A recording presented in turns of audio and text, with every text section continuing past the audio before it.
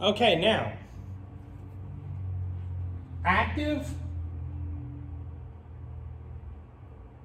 passive,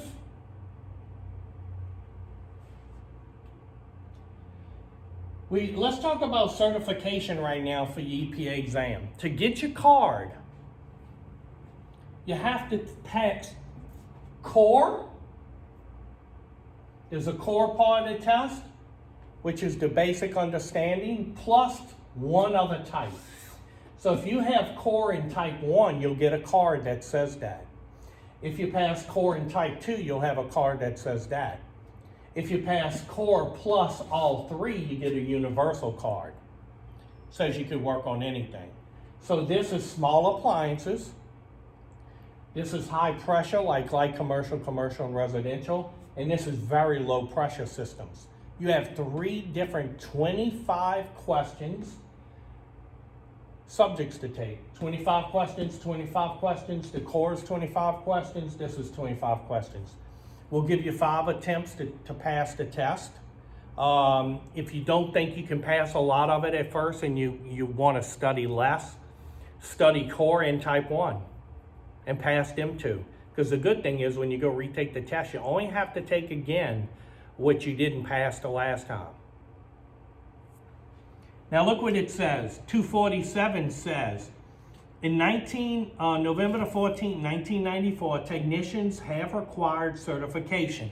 I got my certification card here in my wallet from June 1994. And it says, the EPA defines a technician. This is you, definition of a technician. Any person who performs maintenance, service, or repair that could reasonably be expected to release class 1 and 2 refrigerants into the atmosphere, including but not limited to,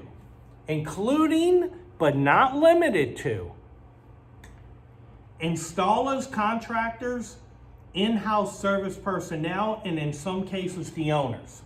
So, maintenance guys cannot touch AC equipment without being EPA certified. It says in-house, but look at this. You cannot maintain, service, or repair any kind of equipment without being EPA certified. You cannot put gauges on a unit without being EPA certified. All of that's illegal. And it said, including but not limited to, so they left it open that they could get just about anybody. Now it says you have to be tested and approved with core type 1, 2, or 3 before you can work on that kind of equipment. So what is type 1? What is type 1 small appliances? Anything that's charged and sealed with 5 pounds or less equipment. So to pass type 1, that is definitely a question they're going to ask you. What is the definition of a small appliance? 5 pounds or less of refrigerant in it. It includes freezers, room air conditioners, PTACs, dehumidifiers, under-the-counter ice makers, vending machines, and so on. What is type 2? This is something you definitely have to have. High pressure. Anything between negative 50 Celsius, which is negative 58 Fahrenheit, and 50 plus atmospheric pressure. Includes 12, 22, 114, 500, and 502 refrigerants. So any kind of residential system, all of that's covered is high. It's not 5 pounds or less, but it is high pressure. That's considered type 2. Now, what is type 3? Anything with a boiling point above 50 degrees that uses low pressure. Okay, this consists of like your systems with ammonia and things like that. Now, when you go to get your EPA study guide that I gave you online and led you to, all of that's covered in that EPA study guide. All of that. They got a core section, a 1 section, a 2 section, and a 3 section. Now, I've had people study it in the morning and pass the test. I've had people study it all weekend and pass it. Of course, I got people who do little or no studying and they fail it. It's up to you what you want to do here. We also have practice questions that are available for you each section by ESCO, and you can find them online. Okay, so we're going to set you up pretty good for this. I've had classes where everybody but one passed it, and I've had classes where nobody but one. It just depends on how much they want to study. It depends on how much you want to study. You need knowledge to answer these questions, and the only way you're going to get it is keep your keister down in that seat studying. All right, now, let's see. It says if refrigerant's removed in the vapor state with recovery, the oil is most likely stays in the system. If it's contaminated, it'll have to be considered hazardous waste. If the oil remains in the system, it will not have to be measured and then replaced in the system. The cylinder must be cleaned in a deep vacuum before the recovery and process. So they're saying if you got a recovery tank, it must be cleaned, everything recovered out of it, and put under a vacuum before, placed under a good vacuum before you add refrigerant to the recovery tank, okay? This is the other thing about these recovery tanks. They're gray bodies with yellow tops. That will be on your test Friday and your EPA exam. And look what it says. Who's in charge of these tanks? It's going to get you that on the test because everybody says, oh, the EPA. Baloney. This is what it is. They must be transferred and approved by the DOT. Because these recovery tanks cross state lines, they come under the Department of Transportation. So the DOT regulates these tanks and stamps them. Okay? That's who takes care of those tanks right there. Now, your book says your recovery tank must meet AHRI 740 standards. Let's see. The fastest way of recovering into a recovery tank, of course, is liquid. It occupies smaller volume per pound, okay? Pounds of air, pounds of water. The slowest method is vapor. Now let's go to page 253. It says the recovery tank has to have a vacuum of 1,000 microns before. And it also says, this is important, what's a hydrostatic pressure? This can build up in the tank when the temperature rises and it's overfilled with liquid. The recovery tank when you're recovering refrigerant, must have a 20% vapor head left on the tank, okay? It must have a 20% vapor head, so you cannot fill it more than 80% of liquid. If you're interested, I can do the math and show you on the board when you come to class if one of you want to know just how much capacity you have left in a tank when you're recovering it. Well, it's a simple math formula you could know to know how much capacity you have left in a tank. Now, your book says there's something called tear weight, TW, written on the tank. So if I take the tank and I want to know how much refrigerant's in it and I put it on a weight scale and it says 17 pounds, does it have 17 pounds of refrigerant in it? Absolutely not. Because the big heavy steel tank weighs weight. So look what your book says. The tear weight is the recovery cylinder's weight when it's empty. So if it says tear weight is 9 pounds, then you have to deduct 9 pounds from 17, and that's how much of refrigerant you got in the tank. So the tear weight, TW, is always the weight of the tank when it's empty. Okay? What else you got here left in this chapter? I think we're just about done. It says, okay. So on 255, it says, what is a small appliance? We already talked about that.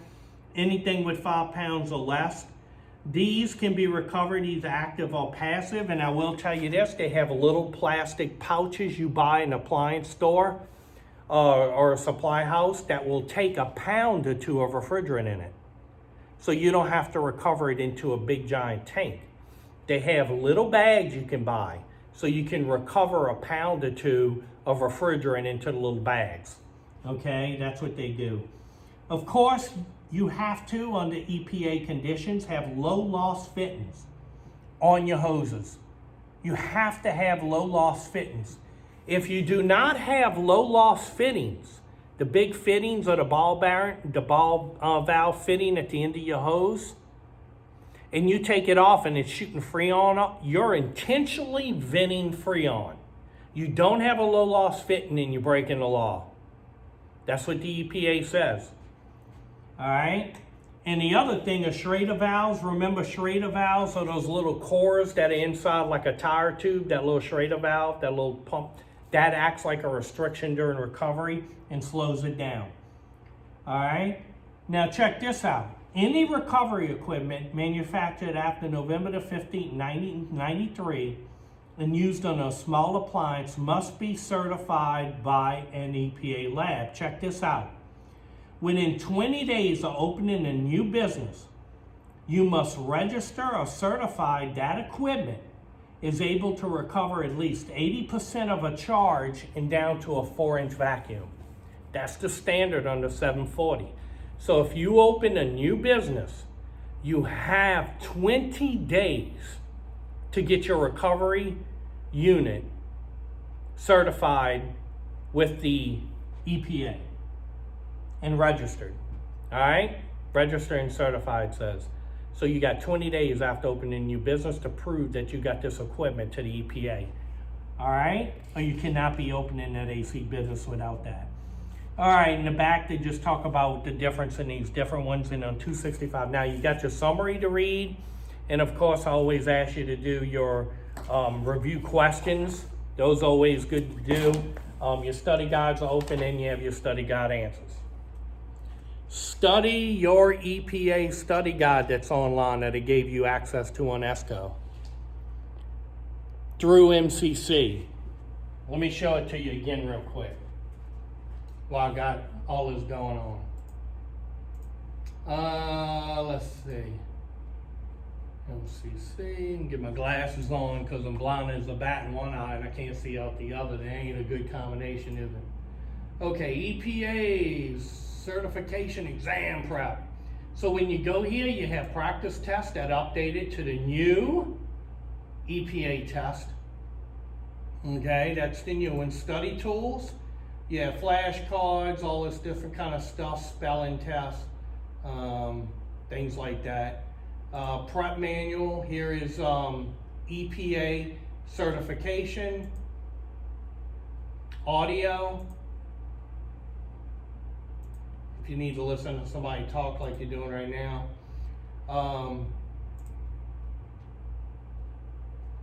This is something somebody told me, the EPA PowerPoint. They told me this really helped them study for the test. All right. You also got the versions of this online. In case this one's old, you may, ESCO's got their own version of this that's probably updated. Let's see what else we got here.